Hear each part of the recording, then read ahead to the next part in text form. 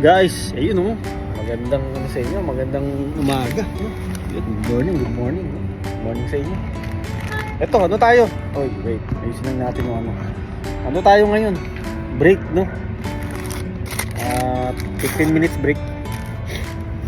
So, normally, ganito lagi ang ano natin, ang break natin.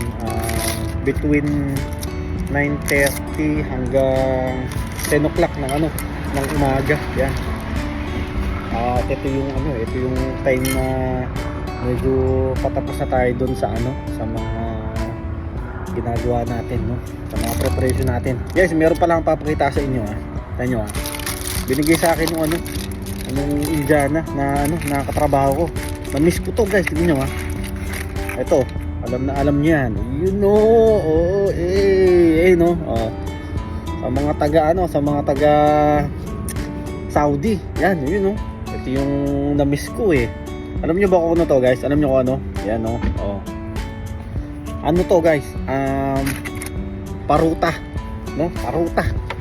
Naalala ko, Saudi, ito yung madalas din namin kinakain kapag kami ay nasa trabaho, no? Kasi marami kong ano, eh. Sarap. Bigay sa homemade daw to, homemade daw. So ginawa raw nila to sa bahay. Medyo ano siya, may lasang curry, no? Itatabi ko siya at di ko maubos to kasi 2 piraso yung binigyan niya sa akin. Tabi natin, no? Alala ko ngayon nga doon sa Saudi, guys, ayan, kasi may mga kasama rin akong mga ano, mga taga India, no? Lagi yan kapag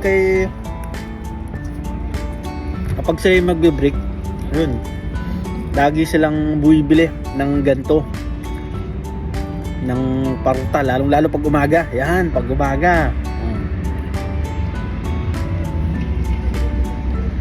Lagi silang bibili ng ganito. So bago pumasok yung mga yan, may dala silang ganito, binibili na sa bakala, no? Kasi yung mga yan, may mga service sa company. So bago pumasok yung mga yan, dadaan muna sila sa ano, sa bilihan ng paruta at magbabaon sila niya. Tapos yun, minsan tumatawag sila sa akin, gusto mo ba ng paruta? Kasi bilang mo ko ng isa, tapos lagi yung may kasama gravy, no? Wala kang kasama gravy. Nagreklamo pa, no? Hindi, sobrang namiss ko to. Sobrang namiss ko tong ano na to, itong paruta na to, no? Sarap, eh.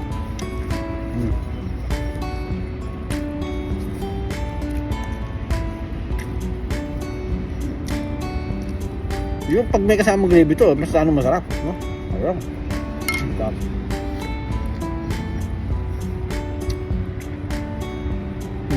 Kain po tayo. Yung pagkain natin, no? Meron tayong Cajun chicken.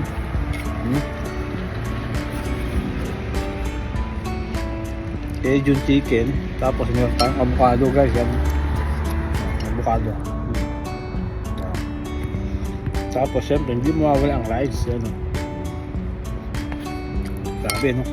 Ano kasi, guys, ako kasi hindi na ako nagkaan, kumbaga ito na yung pinaka breakfast and lunch ko na, no? Kasi after kumain, ano na tayo, trabaho ulit, no? Ako hindi na ako kumakain talaga umagahan, dito na ako kumakain. Ang susunod na kain ko na nito sa ano na, hapon na o gabi.